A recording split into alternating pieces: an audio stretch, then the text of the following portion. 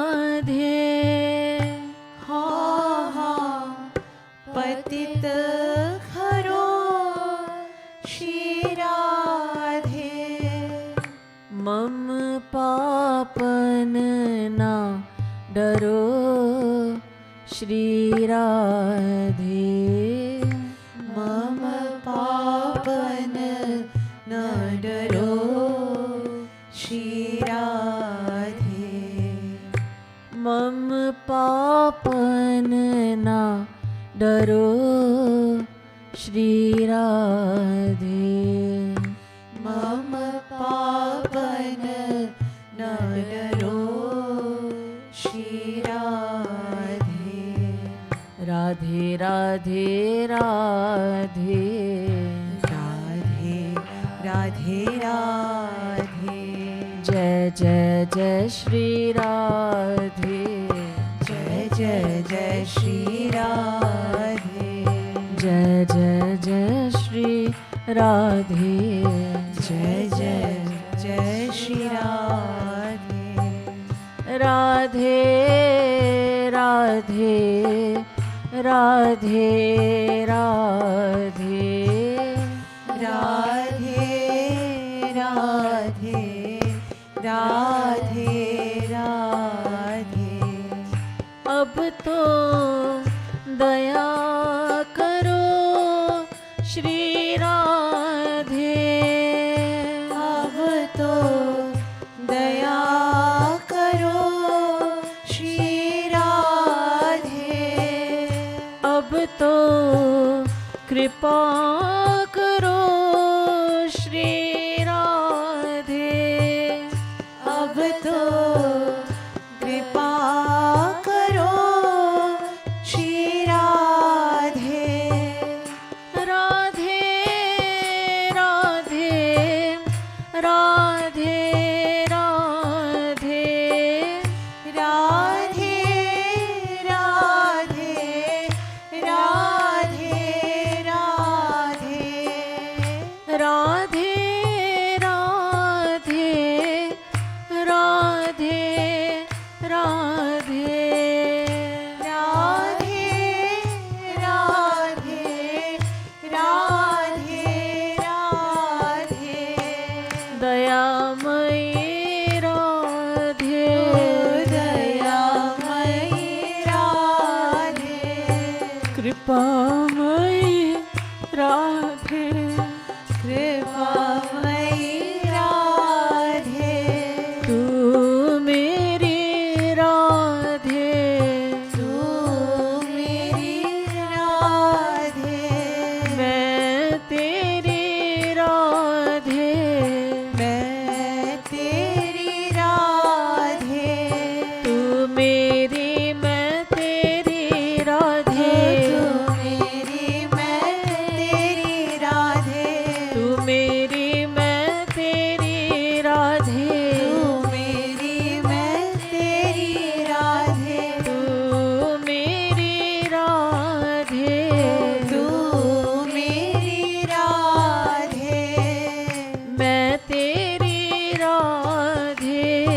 मैं तेरी राधे। अब तो कृपा करो श्री राधे। अब तो कृपा करो श्री राधे।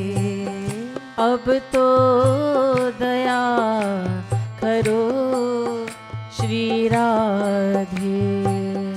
अब तो दया करो श्री राधे। शठ मन हठ ही अरो श्री राधे। शठ मन हठ ही धरो श्री राधे। शठ मन हठ ही अरो श्री राधे। शठ मन हठ ही अरो श्री राधे। शठ मन हठ ही अरो श्री राधे। शठ मन हठ ही अरो श्री राधे। मम उर भगति भरो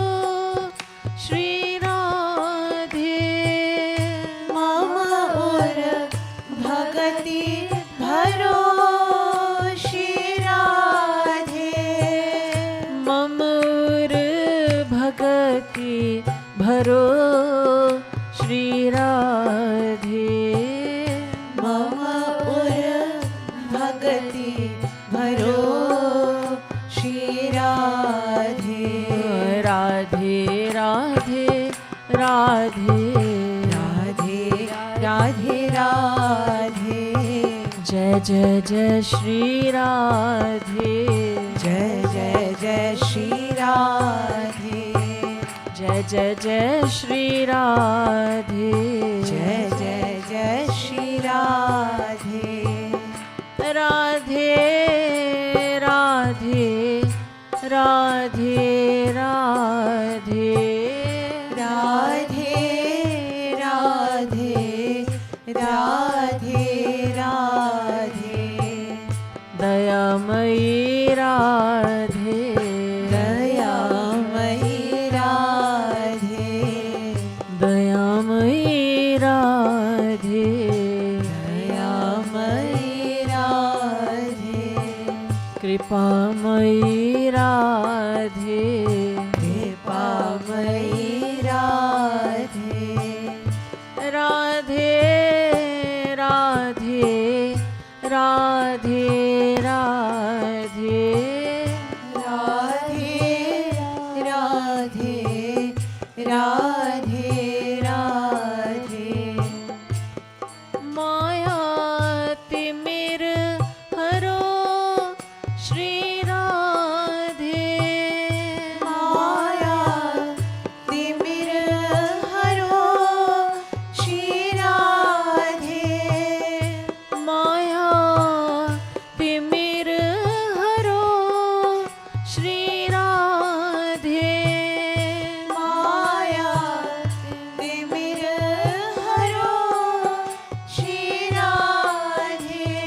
ओ बूढ़त कर पकड़ो श्री राधे।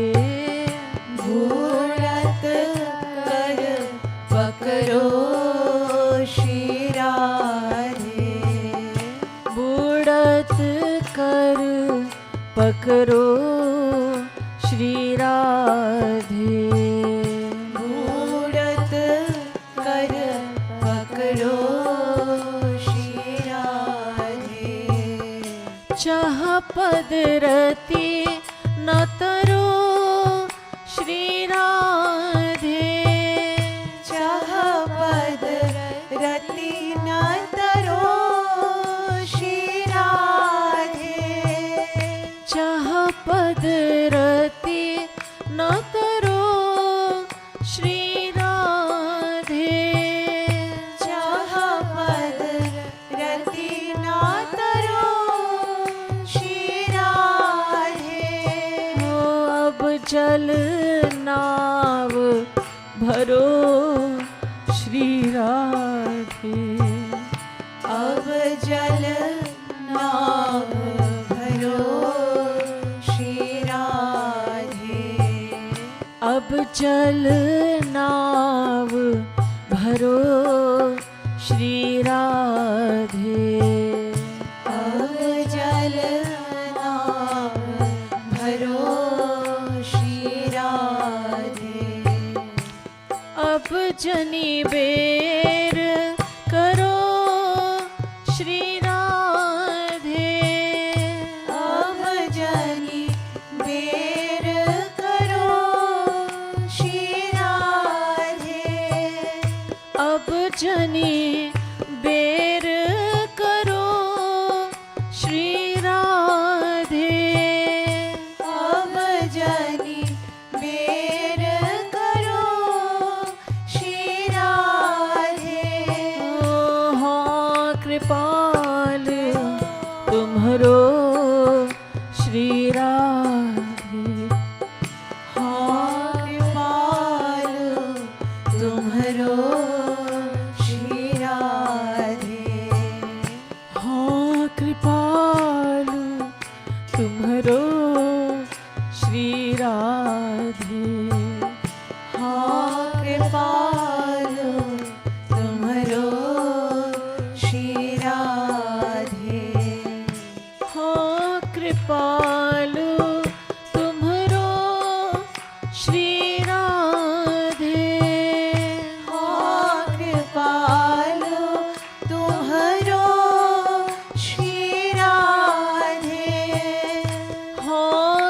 कृपालु तुम्हरो श्री राधे।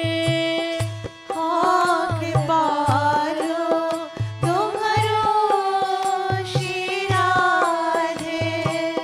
हाँ कृपालु तुम्हरो श्री राधे। हाँ कृपालु तुम्हरो श्री राधे। राधे राधे राधे राधे राधे राधे। राधे राधे राधे राधे राधे राधे। जय जय जय श्री राधे। जय जय जय श्री राधे। राधे राधे राधे राधे राधे राधे राधे राधे। राधे राधे राधे राधे राधे राधे राधे राधे।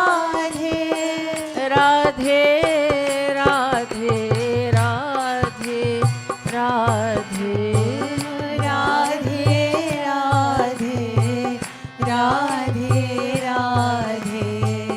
अब तो कृपा करो श्री राधे। अब तो कृपा करो श्री राधे। अब तो दया करो श्री राधे। अब तो दया करो श्री राधे। अब तो दया करो श्री राधे। अब तो दया करो श्री राधे। राधे राधे राधे राधे राधे राधे राधे राधे। राधे राधे राधे राधे राधे राधे राधे राधे। तू मेरी राधे। तू मेरी राधे। मैं तेरी राधे। मैं तेरी राधे। ओ तू मेरी मैं तेरी राधे। तू मेरी मैं तेरी राधे। तू मेरी मैं तेरी राधे।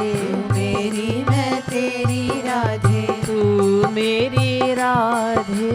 तू मेरी राधे। मैं तेरी Radhe.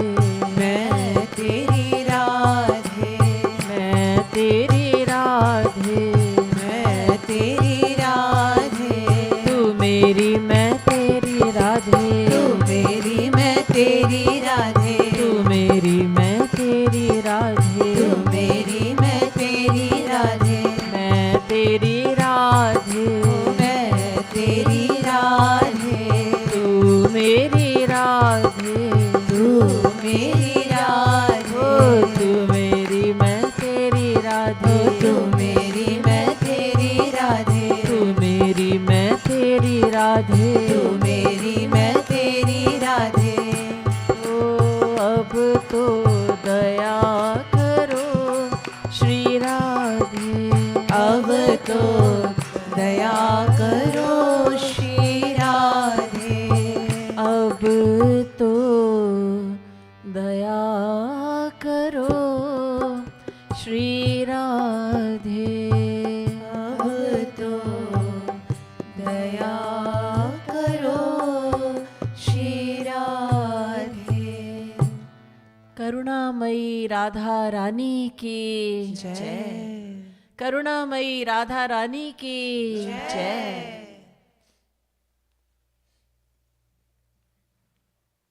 Please turn to page 83। पृष्ठ संख्या है 83।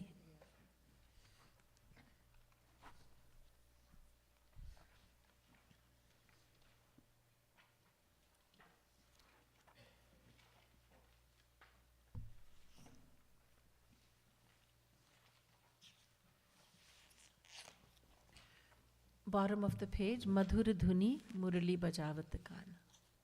If you need a book, can you please raise your hand? Page 83. We go into a different mood of devotion. So this is from Prem Ras Madira. And the section is Murli Madhuri, the sweetness of Krishna's flute. As many of you know, Prem Ras Madira is a lyrical scripture of Jagadguru Uttam Shri Kripaluji Maharaj, comprised of 108 very sweet bhajans. Each one seems to be better than the last. And this is one of them. And it's the scripture is divided into 21 parts known as Madhuris. Madhuri means sweetness. So this particular song is from Murli Madhuri, which depicts the sweetness of Krishna's flute. Shri Krishna is a flute player, and the way he plays the flute, that is being described over here. What happens as a consequence of Krishna's flute playing? Madhur Dhuni Murli Bajavat Kan. Shyam Sundar is playing soul-stirring melodies on his flute. Shyam Sundar Murli baja rahe hain. Madhur Dhuni wali Murli baja rahe hain. Dhuni suni, आवाज सुन करके विधि हरिहर ब्रह्मा विष्णु शंकर सब मोहित हो गए. और ज्ञानी जन जो अपने ध्यान लगा कर अपनी समाधि में बैठे थे, उनका ध्यान छूट गया, उन समाधि से बाहर आ गए. मुरली का नाद सुनकर, the sound of the flute has forcibly captivated the hearts of Vidhi, Hari, Har. Vidhi means Brahma, Hari is Vishnu, Har is Shankar or Shiv. And the sound of the flute has terminated the Jnani's meditation on the impersonal aspect of God. The ones who are meditating on God as being nameless and formless, they say adrishtam avyavaharyam agrahyam lakshanam achintyam avyapadesha mekatma pratyayasaram prapancho pashamam shantam shivam advaitam. This is a verse from Mandukya Upanishad which says that he, Brahm, he cannot be seen, cannot be heard, cannot be interacted with, so it's all impossible. So the Jnani is the one who meditates on the impersonal absolute, as opposed to the devotee who lovingly meditates on Bhagwan, God with name and form, one who performs pastimes. So when the Jnani heard the sound of Krishna's flute, he became so mesmerized that he left his samadhi. He came out of his samadhi. He became so attracted by the sound, which also means that the bliss of God with name and form is infinitely greater than the bliss of Brahmanand is infinitely greater than Premanand. So the Jnanis who were lost in the meditation on God without name and form, when they heard the sound, they found it to be so attractive that they renounced what they were experiencing so far. They thought this is nothing. What I'm experiencing up until now, what I have experienced, is nothing in comparison to what I'm hearing now. So the Jnanis become devotees when they hear the sound of Krishna's flute. Next page. जो जैसे ही तैसे ही उठी धाई, गोपिन तजी कुल कान. मुरली का नाद गोपियों ने सुना और वो सब कुछ त्याग करके आ गई. जहाँ पे मुरली बजा रहे थे श्याम सुंदर, उस स्थान पर गोपियाँ पहुँच गईं. अब उनको कोई भी विचार मन में नहीं है कि मेरे परिवार वाले क्या कहेंगे, कुल की मर्यादा का क्या होगा, ये सब कुछ नहीं. मुरली के नाद ने ये सब नष्ट कर दिया. अब उनको ये कुछ नहीं मालूम, उनको बस यही मालूम है कि उनको कुछ नहीं मालूम, यही है कि जाना है. जैसे कि गोपियों के हृदय को कोई चुरा के ले जा रहा हो, या यूँ समझिए कि आपने जीवन भर जो संपत्ति इकट्ठी की, कोई आके चुरा के ले गया, अब आप उसका पीछा करेंगे ना. तो गोपियों को ऐसा लगा कि मेरा चित्त चुरा के ये ले गई, मुरली का नाद ले गया मेरा चित्त चुरा कर. तो गोपियाँ भागी उस दिशा में. Hearing the sound of the flute, the gopis came running out of their homes as they were. They didn't bother getting dressed or anything. As they were, they left whatever they were doing, they came out. Nabh tara gan chandra adik kah nij nij gati hi bhulan. मुरली के नाद ने चंद्रमा को, तारों को, सितारों को, सबको, ग्रहों को, सब कुछ भुला दिया और वो ऐसे ही बस शांत होके बस ऐसे ही अपने स्थान पे खड़े हो गए। अब उनका चक्कर खाना, उनका घूमना, ये सब बंद हो गया, उनकी गति समाप्त हो गई, वो एक ही जगह पे निश्चल खड़े हो गए। Even the moon and the stars and the planets have forgotten to move and they are standing still. Shri Maharaj Ji says, एक कृपालु ही बच्यो जगत महा निश्चल शैल समान। दीनतावश श्री महाराज जी कहते हैं, बाकी सबके ऊपर तो इतना असर हो गया मुरली का, लेकिन मेरा हृदय पत्थर के समान है, ये पिघला नहीं, बस मैं तो ऐसे ही ऐसे रह गया, बस एक ही मैं ही बचा हूँ जिसके ऊपर मुरली ने अपना जादू नहीं किया। Shri Maharaj Ji says with utmost humility, in the entire world, I alone remained unaffected by the sound of the flute. I remained unmoved like a mountain. निश्चल शैल समान, मैं एक पर्वत के समान जहाँ पे था वहाँ ही रहा।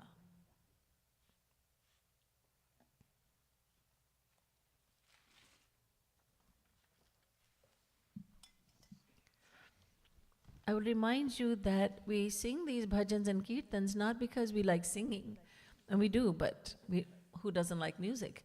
But we sing these bhajans and kirtans so that we may meditate, so that we may do Roop Dhyan. So let's do Roop Dhyan, let's individually do Roop Dhyan. And the scene has been depicted over here. You may think yourself to be a gopi who's coming out of the house when hearing the sound of the flute. You're free to think what you want. You can think about Shyam Sundar who's playing the flute. The main thing is to do Roop Dhyan. Without Roop Dhyan, without meditation on God, devotion is nothing. It's not devotion if there's no meditation in it. Many people erroneously believe that there is a path of meditation, then there's a path of devotion. And in devotion, there's no meditation. There could be nothing further from the truth than this. Devotion is not devotion unless there is loving thoughts of Bhagwan. So when we chant bhajans and kirtans, then if our mind is going here and there, we're looking here and there, eyes are open, then we're not really doing bhajan and kirtan, we are just fooling ourselves. So when we are singing these bhajans, they were expressly given to us by Sri Maharaj Ji so that we may meditate on the beautiful Shyam Sundar, on the most beautiful Radharani, so that we may form a connection with God.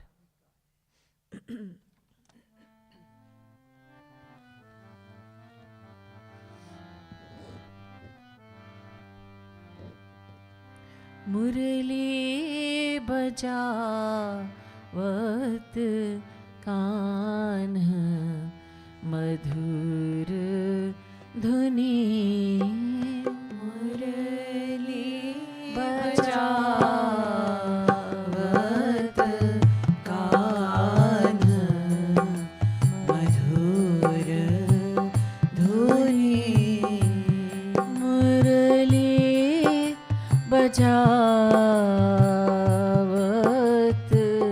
kanha madhur dhuni.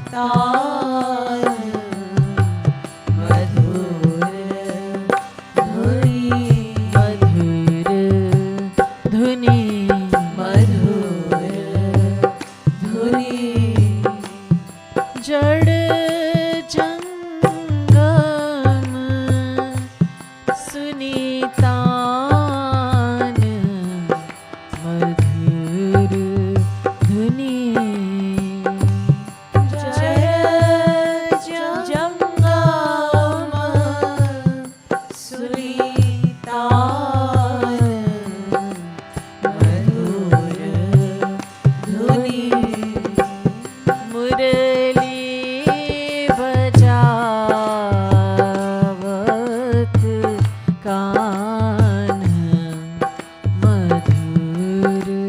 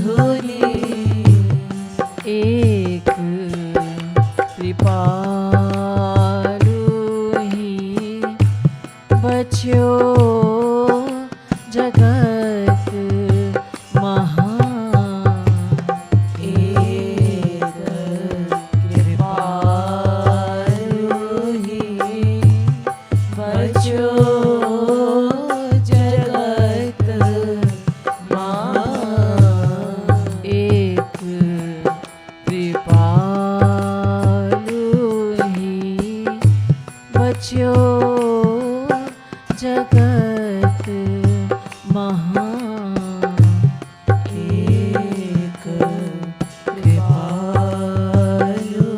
ही बच्यो जगत महा निश्चल शैल समान मधुर धुनी निश्चल शैल समान मधुर धुनी मधुर धुनी मधुर धुनी मधुर धुनी मधुर धुनी मुरली बजावत कान मधुर धुनी मुरली बजावत कान मधुर धुनी मुरली बजावत कान मधुर धुनी मुरली बजावत कान मधुर धुनी मुरली बजावत कान मधुर धुनी मुरली बजावत कान मधुर धुनी मधुर धुनी मधुर धुनी मधुर धुनी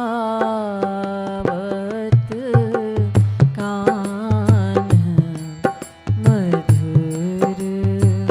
धुनी मुरली बजावत कान मधुर धुनी मुरली बजावत कान मधुर धुनी। बोलिए वृंदावन बिहारी लाल की जय।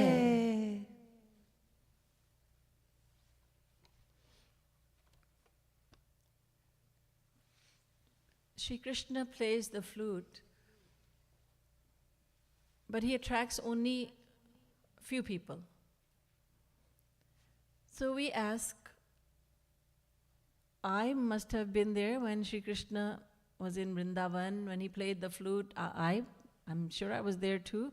We have been born time and time again. And time again, we have been receiving the human form of life as well. So, was I not attracted by the sound of his flute? Well, the fact is that only some are attracted, not all. But that's not fair. No, it is very fair. It's not that Shri Krishna aims to attract only some and not others. The sound of his flute attracts even the Jnani's meditation. It enters into the meditation and attracts them so much that they come out of that. We were just reading that and singing that. But even if someone is standing right next to Shri Krishna and Shri Krishna is playing the flute, he will not be attracted if he is not deserving. If he does not love Shri Krishna, that he will not hear the sound of the flute. When God appears on earth, when he descends to earth, then we all see him. We have seen Sri Ramchandraji, we have seen Shri Krishna, we have seen God countless times. God came here, we were also here. But we did not recognize him to be God.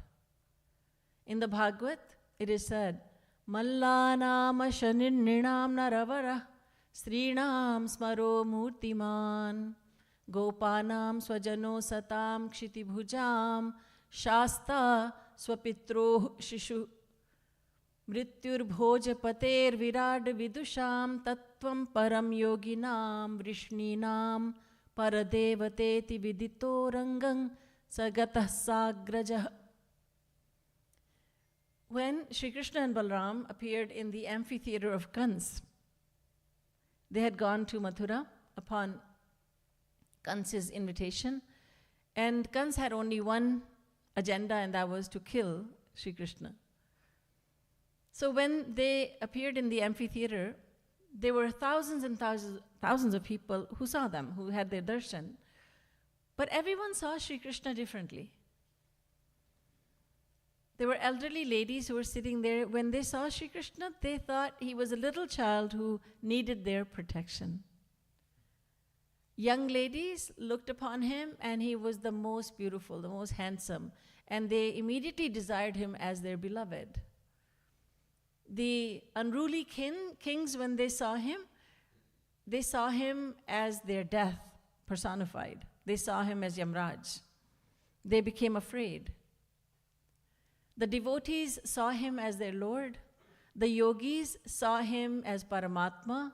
The jnanis, they saw not a form, they saw just light. The amphitheater was filled with light. Everyone saw him differently. One person saw him and said, "Oh my goodness, he has 5 heads." Another said, "Do you know even how to count? He has 16 heads." Another said, "He has 100 heads." Everyone saw him differently. As the Ramayana says, "Jaki rahi bhavana jaisi, Prabhu Murat dekhi tin taisi." We perceive God. When we see God, we see him as we are ourselves. If our heart is filled with devotion, we will recognize him. If we are worldly, we will see him as a worldly fellow. If our heart is crooked, we will see him as a crooked person. He's very devious. Watch out for him. Everyone sees him differently. And to a certain extent, isn't that how we look at people of the world? If we are good, the other person looks like a good person. She's a good person. He's a good man. If we are not so good, then there's something wrong with everybody. There's not a good one amongst them. They're so bad, all of them. But when it comes to God, we see him physically as being very different also. Not only do we have very different feelings, very separate individual feelings towards him, even the way he looks is different. When he plays the flute, I'm certain that someone would have said, "Young man, go play the flute somewhere else. You're bothering me." So not everyone was attracted. And let's talk about the flute a little bit. Shri Krishna's flute and his lakuti, as we see Shri Krishna over here with his stick, the cow herding staff, lakuti, and his shringar, his ornaments, all of them are great personalities who had wanted to assume these forms. Shri Bhagwan Shankar is the flute of Shri Krishna. And Bhagwan Shankar loves Shri Krishna so much, and Shri Krishna loves Bhagwan Shankar so much, that whenever the gopis hide his flute, Shri Krishna is very restless. "Where's my flute? Kahan gayi murli, kahan gayi?" So one of the gopis said, "Oh, I think I saw it somewhere. I can't tell you where. I just saw it somewhere." Another says, "Oh, I think somebody threw it away." Another says, "I think somebody burned it. It just looked like an old thing made of wood. So somebody burnt it." And Sri Krishna is restless. What happened to it? And Yashoda Maya says very innocently, "Never mind, my son. I'll get you another one." But he loves that flute because it's Bhagwan Shankar himself. So all the ornaments, all the paraphernalia of Sri Krishna, they are divine. They are alive. They are transcendental. They are not insentient, lifeless objects. And Sri Krishna plays the flute to attract his devotees. A little over 5,000 years ago, when Sri Krishna played the flute on that that night, full moon night in the autumn season, Sharad Purnima, then all the gopis, when they heard the sound, they left their homes at midnight and they immediately went towards the sound of the flute. So no matter what the gopi was doing, if she was sleeping, she got out of sleep. If she wasn't sleeping, she was doing some household chores, trying to catch up. She just left everything. If she had her child in her hands, she was pacifying her little child. She put the child away and she rushed out without thinking anything. That attraction is so great that no one who is deserving can ignore it. So all the gopis rushed towards Vrindavan where the sound of the flute was coming from, and nobody asked anyone else, Behna kahan ja rahi ho? Where are you going? No one asked anyone else. They just rushed towards the sound of the flute. And there's a lesson in that for all of us. Oftentimes we look for company. Are you going to that retreat in Yugal Kunj? No, I don't think I'll go either. Because you're my friend and it'll be nice to have your company. If you're not going, I'm not going. You going to Satsang? Yes, I'll come along. You're not going? I'll go some other time. I was planning on it, I wasn't going. I'm not going anymore. We must never look for company on the path of spirituality. On the path of devotion, we must never look for someone to accompany us. A woman may say, my husband doesn't like to come to the temple. I wish he did, so I don't come.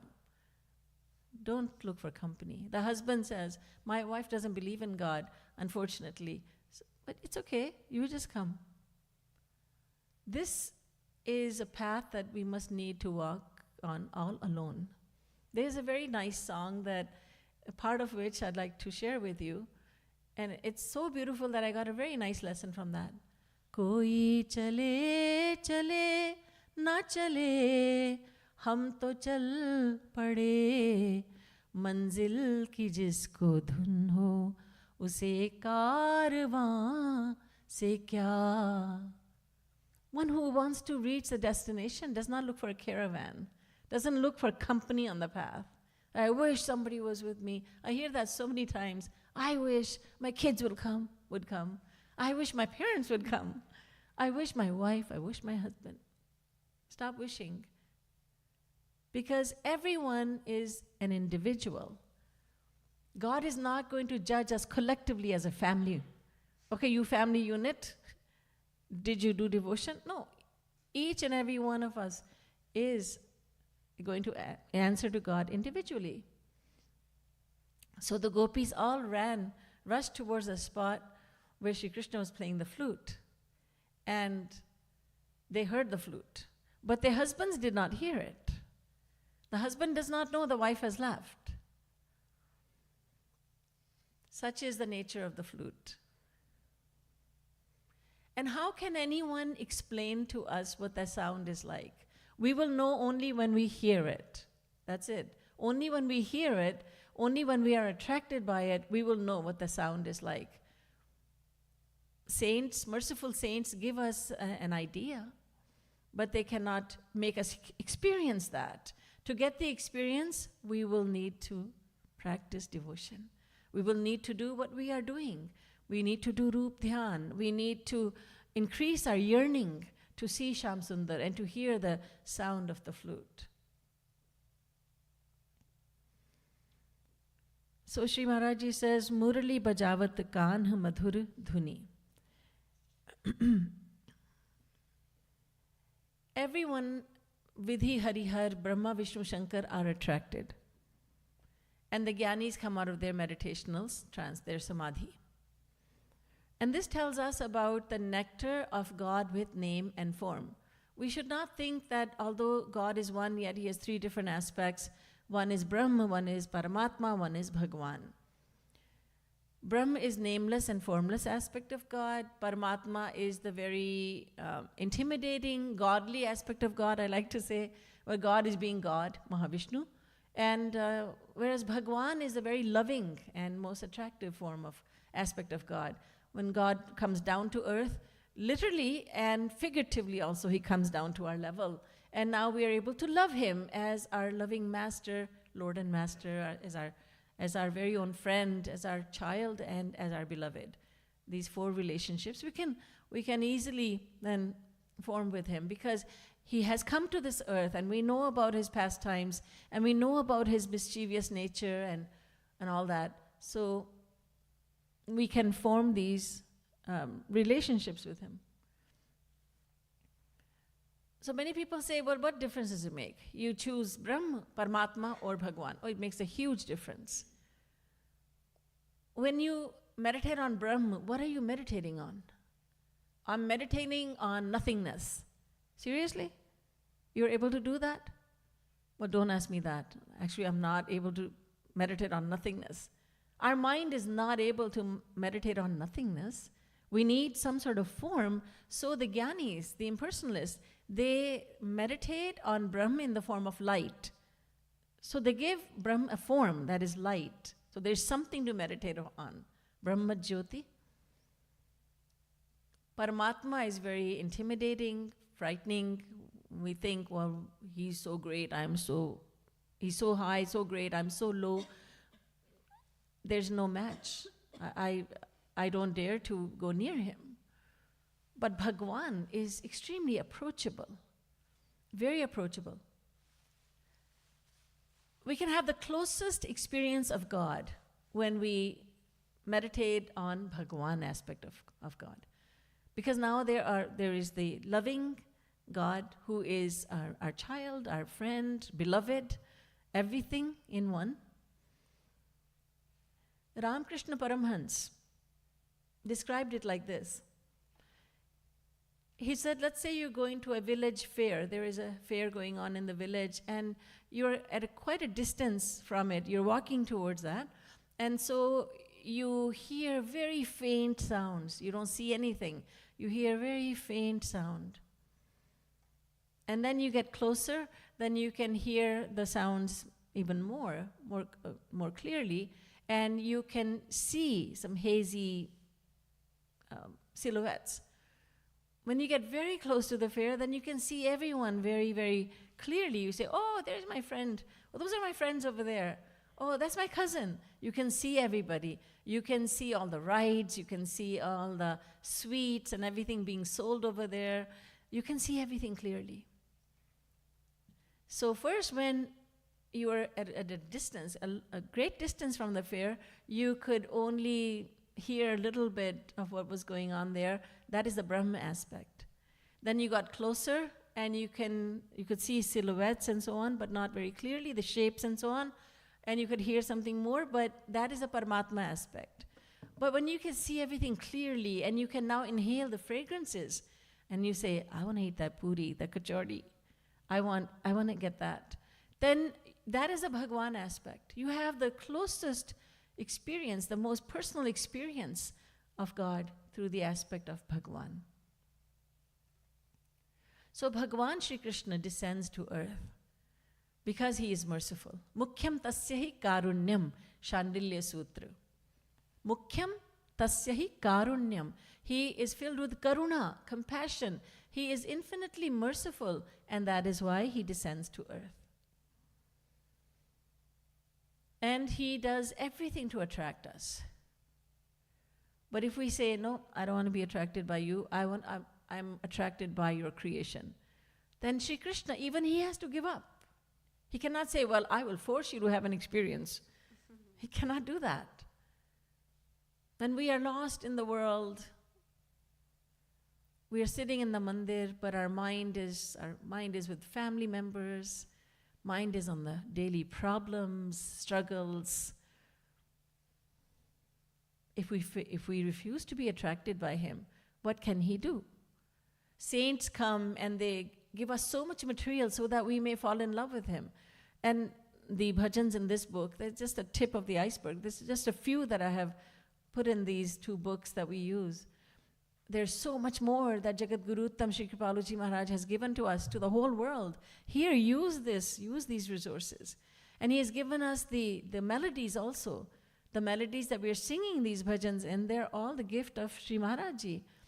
We're not getting them from some movie songs, because next thing you know, you're thinking of the movie. And you're thinking, not thinking of Murli Bajavat Khan, you're thinking, I think that movie had Shah Rukh Khan in it. I think, and then you discuss it. You know that movie the song is from, and then we sang the bhajan on that tune.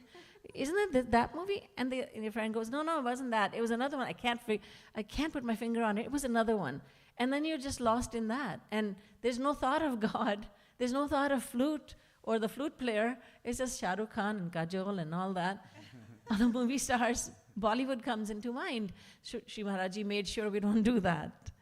It's happened to you, right? You often sung bhajans and kirtans, and you say, oh, it's that song. And no, Maharaji said, gave us original tunes, aimed on semi-classical Indian music, so that we could all sing. We don't have to know the classical music. We can just sing it like that. We're not like Maharaji. Yesterday, if you were here, you heard Maharaji say, a devotee asked, Maharaji, in your history, when we read your life history, we cannot find out when you learn music. And Shri Maharaji smiled and essentially said, oh, well, I had never touched a harmonium, but I started teaching these girls the ragas. And you think, what? You didn't learn it, but you started teaching. By teaching, I learned the harmonium. So everyone laughs at that. Oh, I see. We're not like that. We don't know. We know. I just touched the harmonium and I started, oh, that's Rag Jajavanti, that's Rag Kafi, that. No, we don't know. So Maharaji knew that not everybody is a music expert, with few exceptions. And so he based his melodies on semi-classical Indian music. So thoughtful, so merciful. So we can all sing them. Saints come to this world, they give us so many resources so that we may turn towards God. That doesn't mean that we leave family, that you have to leave house and household and family members and your job or your business. No, while living in the world, while living that life, your family life, you are adding devotion. See, devotion does not say you gotta give this up, you gotta give that up. It's not like that. Devotion is a path that when you start walking on it, you automatically give up, which wasn't so valuable in the first place. And no, I don't mean spouse and children. I mean, anger, greed, hatred, pride, all these vices. The mind automatically gives it up. Devotion does not say, first you give that up, then you come. No. You just come as you are. The path of devotion is famous for that. It welcomes everyone. Purushuna punsak nariva jiva charachar koi. It welcomes everyone, male, female, eunuch, doesn't matter what age you are, what gender you are. People are talking about non-binary and this and that. The Ramayana already said it. It doesn't matter. You're genderless.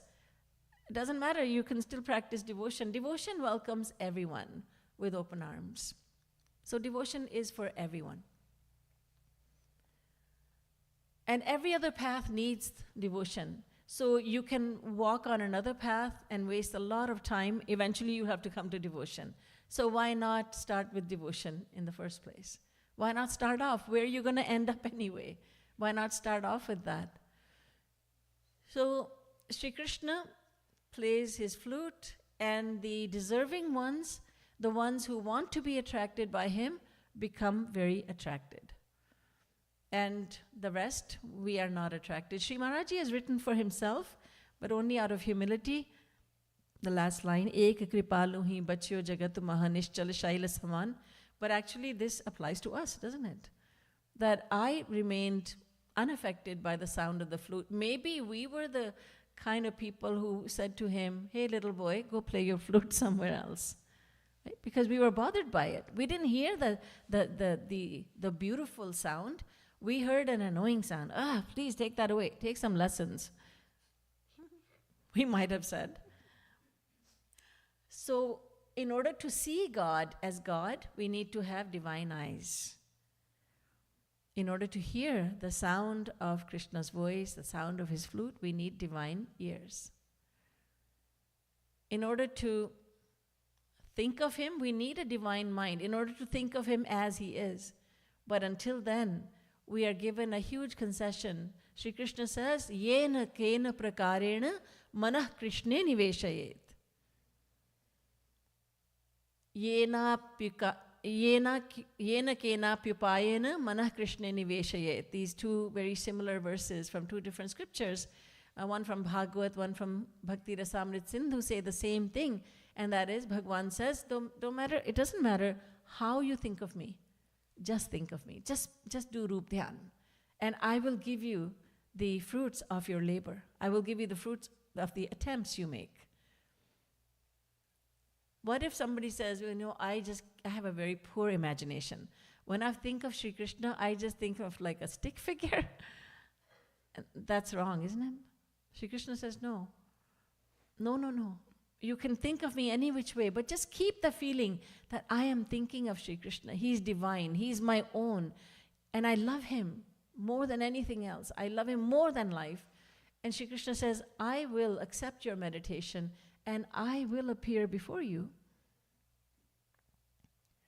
So Rup Dhyan is what we need to do.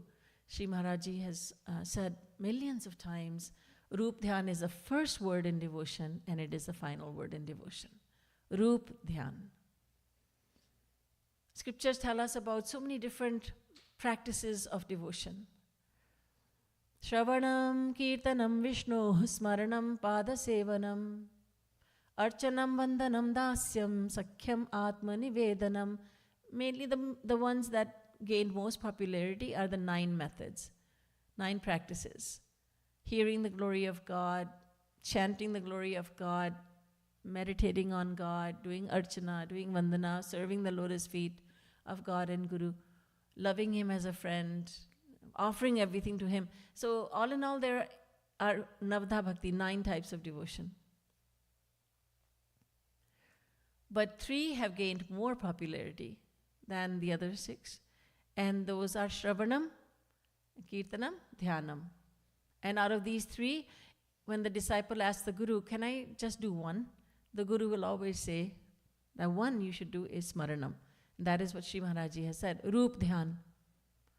Rup Dhyan, Rup Dhyan, Rup Dhyan. He emphasized it so much. Think about Shri Krishna. Think about him using your imagination. What do you want him to look like? Meditate on him like that. Put on him the clothes of your choice. Make him the height. His height is whatever you choose his height to be. His color, the color of his skin doesn't have to be blue. He could be very fair. He could be brown. He could be very dark. It doesn't matter. Dress him as you like. Have him perform the pastimes or leelas of your choice so that your mind remains stuck with him. So your mind doesn't come away. The mind starts taking interest in him.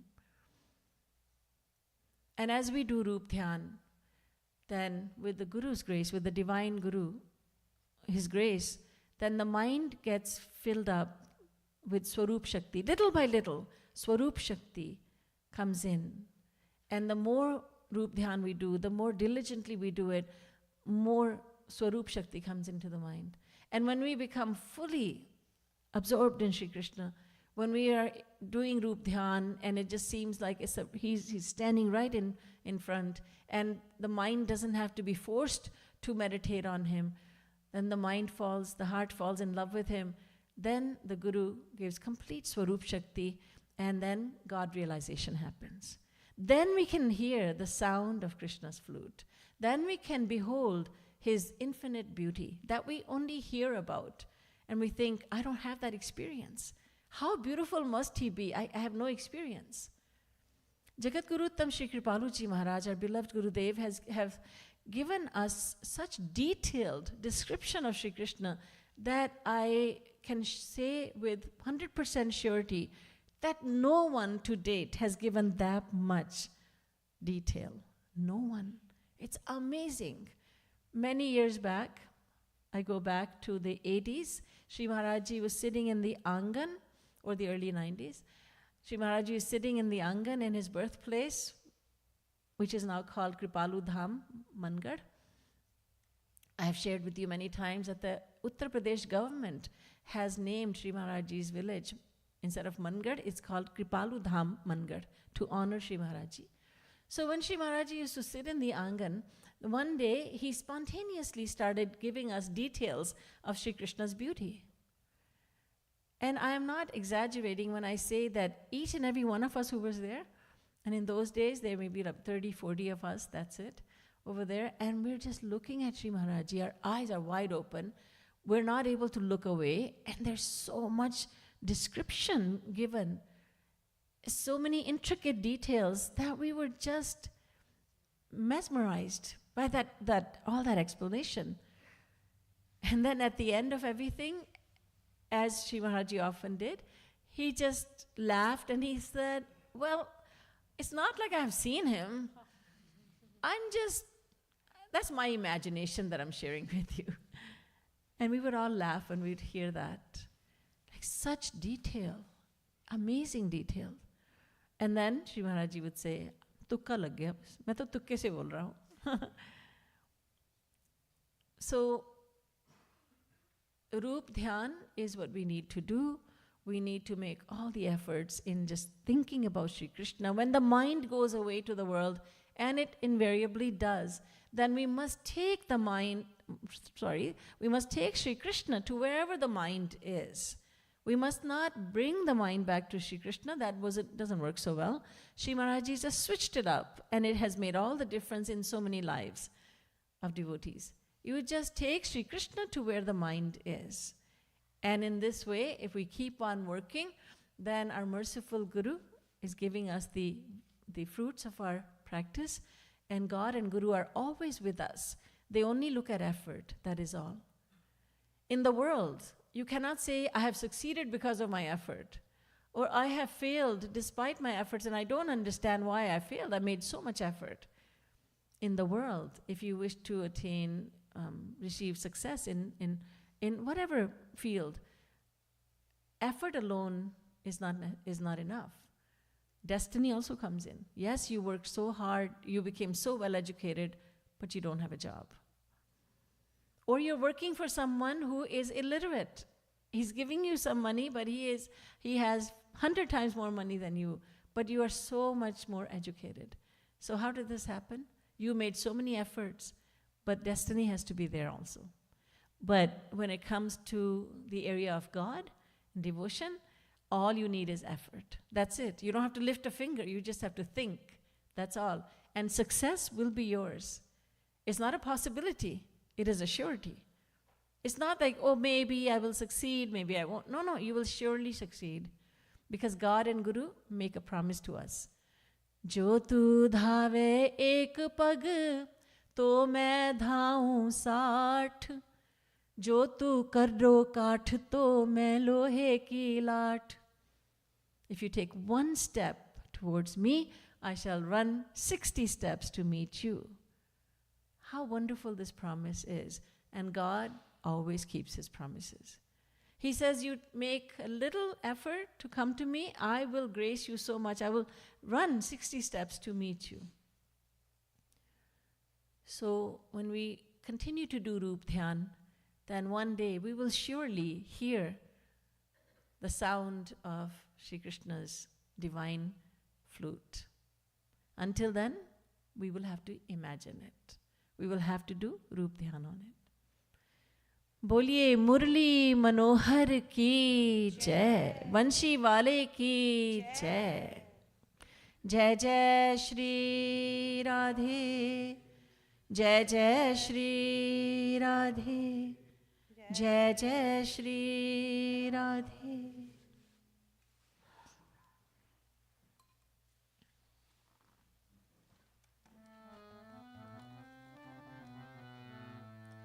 Radhe रानी की जय, महारानी की जय. राधे रानी की जय, महारानी की जय. राधे रानी की जय, महारानी की जय. राधे रानी की जय, महारानी की जय.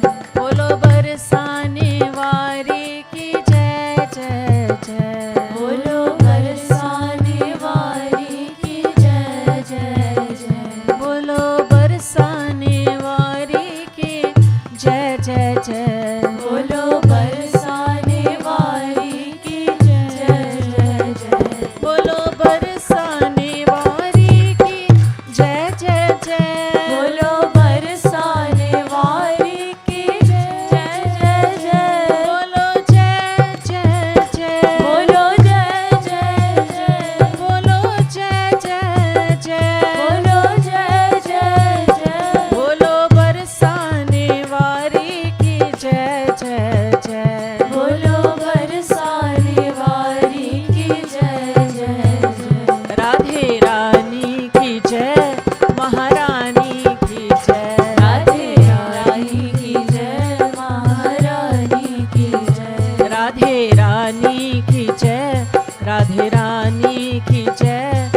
महारानी की जय। राधे रानी की जय, महारानी की जय। बोलो कीर्ति कुमारी की जय जय जय। बोलो कीर्ति कुमारी की जय जय जय। बोलो कीर्ति कुमारी की जय जय जय। बोलो कीर्ति कुमारी की जय जय जय। बोलो कीर्ति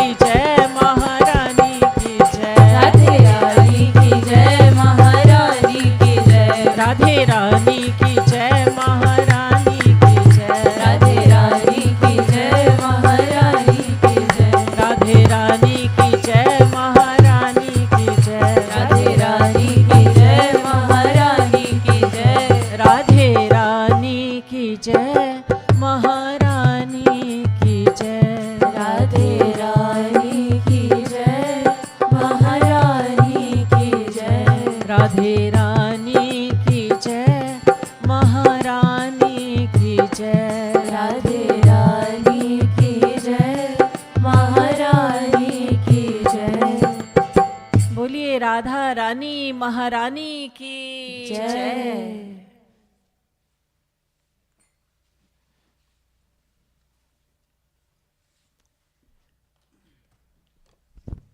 We are now offering food to our lords.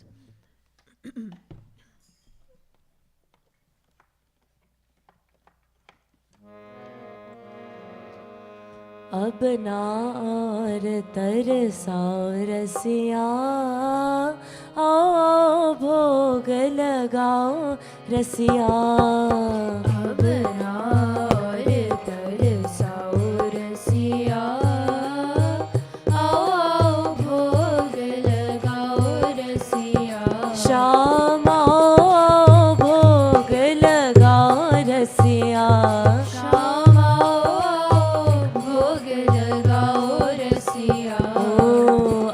ना और तरसाओ रसिया, आओ भोग लगाओ रसिया। अब ना और तरसाओ रसिया, आओ भोग लगाओ रसिया। यद्यपि यह सच है नहीं तुम कहाँ, यद्यपि यह सच है नहीं तुम कहाँ। भूख प्यास लागती रसिया, भूख प्यास लागती रसिया। भूख प्यास लागती रसिया, भूख प्यास लागती रसिया। तदपि भाव वश ब्रज छचिया लगे, चोरी करत फिर्यो रसिया। तदपि भाव वश ब्रज छचिया लगे, चोरी करत फिर्यो रसिया। चोरी करत फिर्यो रसिया, चोरी करत फिर्यो रसिया। आओ भोग लगाओ रसिया, आओ भोग लगाओ रसिया। भाव भरा केले का छिलका, भाव भरा केले का छिलका। विदुरानी घर खायो रसिया, विदुरानी घर खायो रसिया। विदुरानी घर खायो रसिया, विदुरानी घर खायो रसिया। भावहीन दुर्योधन व्यंजन, नहीं टुक मन भायो रसिया। भावहीन दुर्योधन व्यंजन, नहीं टुक मन भायो रसिया। नहीं टुक मन भायो रसिया, नहीं टुक मन भायो रसिया। आओ भोग लगाओ रसिया, आओ भोग लगाओ रसिया। जो रस शबरी के झूठे मुख, जो रस शबरी के झूठे मुख। बेर खाय पायो रसिया, बेर खाय पायो रसिया। बेर खाय पायो रसिया, बेर खाय पायो रसिया। जनकपुरी के राज भोग महा, सोरस नहीं पायो रसिया। जनकपुरी के राज भोग महा, सोरस नहीं पायो रसिया। सोरस नहीं पायो रसिया, सोरस नहीं पायो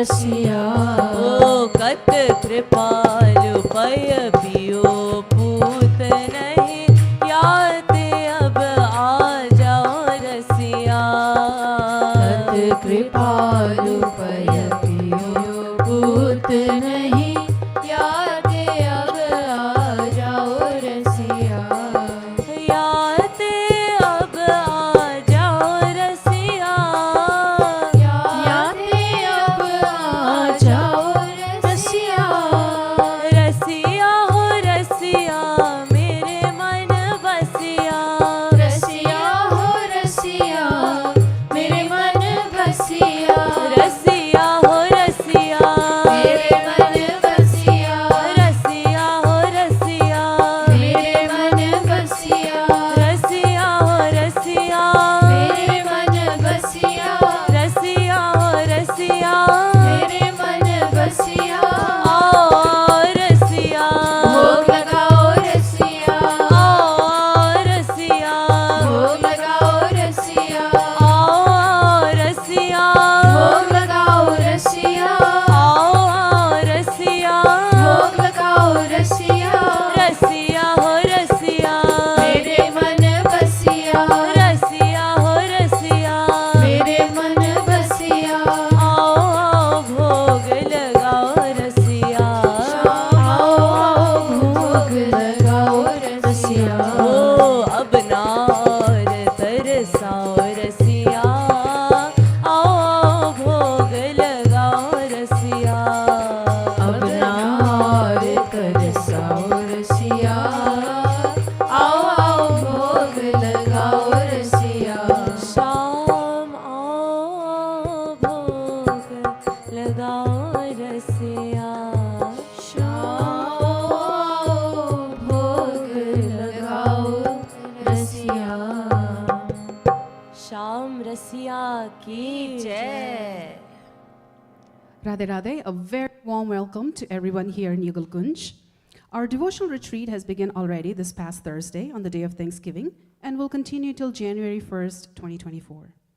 This retreat encompasses various devotional practices such as 5 a.m. early morning sadhana, chanting kirtans, watching Shri Maharajji's divine lectures, lecture by our Didiji, outdoor session, picnic, and much more. Maheshwaran Bhaiya will be visiting us here in Yugal Kunj this Thursday, November 30th, to lead the retreat along with our Didiji. So please come and enjoy the nectar that flows here in Yugal Kunj during these devotional practices. The schedule is available in our dining hall in Padma Prasad Bhavan, so please feel free to take a picture of it so you can plan accordingly. Thank you so much. Radhe Radhe. And thank you, Nishtha. I'd just like to, for those of you who have not had a chance to come to the retreat, I'd just like to go over the schedule so you have an idea. Because when you read 5 to 6:40 a.m. sadhana, that means that we do kirtans and bhajans, and at 6:40 we will have Divyopadesh, that is Sri Maharajji's 20-minute lecture with English subtitles. And then at 7 we offer Bhog and we perform Aartis. 7:30 is breakfast, and then we meet again at 9 o'clock for parikrama. We go around, weather permitting, and we chant the names of God along with dholak and manjira. It's very, very a special experience. 10 to 11 is Shri Maharajji's lectures, Main Kaun, Mera Kaun. That is a series of 103 lectures, and we are watching those. Not from the beginning, we started with lecture number 72. So almost every lecture is 1 hour, if not a little bit longer. So 10 to 11 is Shri Maharajji's lecture, again with English subtitles. And these are historical lectures. These will go down in history. There is so much explanation of everything that's in the scriptures in a very sequential manner. Shri Maharajji has explained the knowledge in a sequence and in great detail. They're worth listening to. 11 to 12 p.m. we have Kirtan. At 12 o'clock, as we did today, there's Bhog time. And then there's lunch and free time until 2:30 to 4. And that is our outdoor session. We've been meeting under our very old grandfather tree. And we've been doing many things, devotion in many different ways, many games. And there'll be question and answer sessions talking about Sri Maharajji. There's so much being offered over there. So please don't anyone think that that's just a frivolous kind of session. I could miss that. It's a very important session also, 2:30 to 4. 4 o'clock is snacks, and 4:30 to 5:30 is kirtan by devotees. 5:30 we offer a bhog and then aartis. And 5:50 before dinner, lecture by myself. And every week I've chosen one scripture. So this week was a little short, from Thursday, Friday, Saturday, and the last day of this week is today. So tonight, as I have done on Thursday and Friday, yesterday we had 12 hours of kirtan. So I'll be finishing off the explanation of Bhakti Shatak Dohas, 100 Dohas. So I've done 2 days already, and this is the third and the final day. And tomorrow, being Monday, I will start with Shama Sham Geet. That will be the theme of the entire week. So basically, the schedule is the same every day. From this coming week onwards, the Sunday will be not a lecture, but Q&A session. Every Friday, we have Mehfil, and some people are saying, what is Mehfil? That's a cultural program. And that happened, it was beautiful when we had it on Friday. It was just a beautiful cultural program offered in the service of God and Guru to please them. And other than that, it's basically the same schedule. So now you know a little bit more about what goes on. And if you have never been to a retreat, please come. And if you haven't been to the early morning session, it's a very special time. Please come. Radhe Radhe. And I request you to stand now for the Aartis.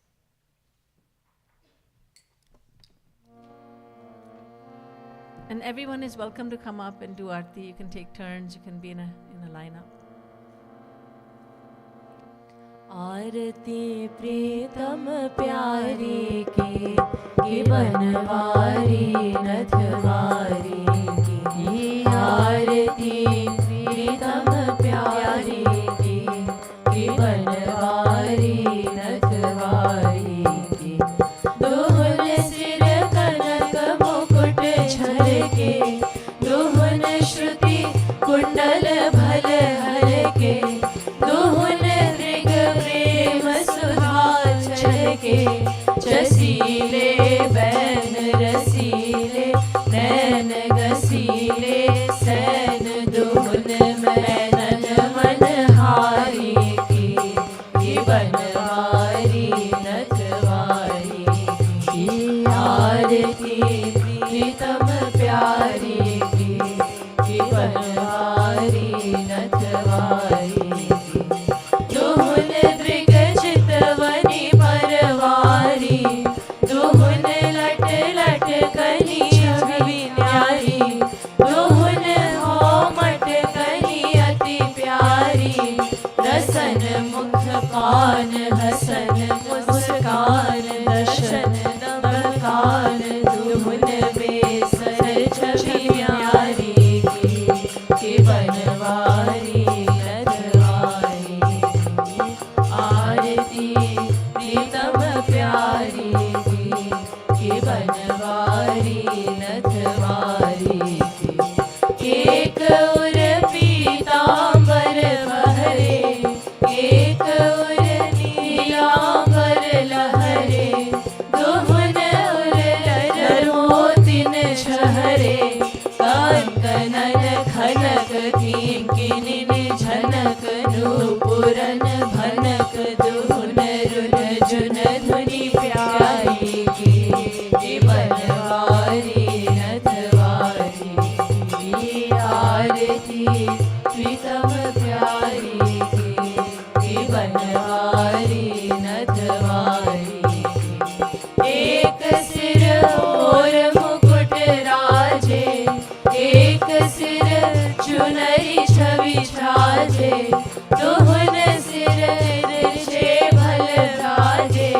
संग ब्रज बाढ़ लाडली लाल balm गल डाल कृपालु दुहन दृगचारी की बनवारी नथवारी की आरती प्रीतम प्यारी की बनवारी नथवारी की आरती प्रीतम प्यारी की बनवारी नथवारी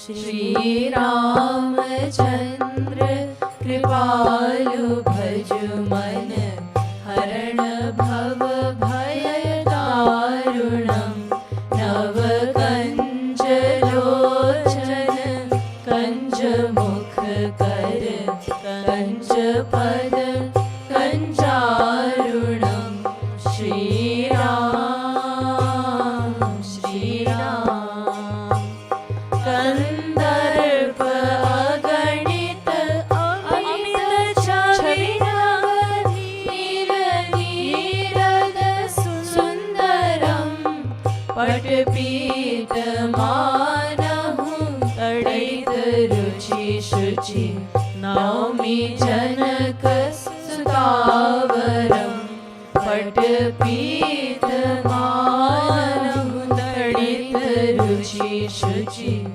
नौमि जनक सुतावरम श्रीराम श्रीराम भजु दीन बंधु दिनेश दानव दैत्य वंश निकंदनम रघुनंद आनंद नंद कौशल चंद दशरथ नंदनम रघुनंद आनंद नंद कौशल चंद दशरथ नंदनम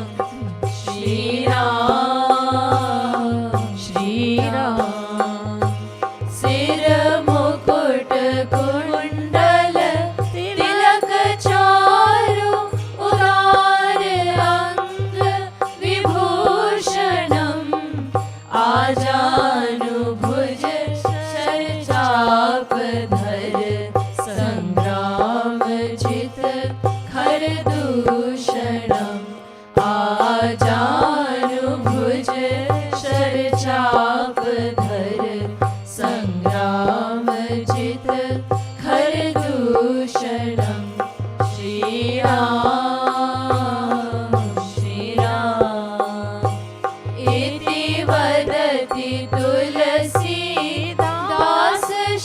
शंकर शेष मुनि मन रंजनम् मम हृदय कंज निवास कुरु कामादि खल दय गंजनम् मम हृदय कंज निवास कुरु कामादि खल दय गंजनम् श्रीराम श्रीराम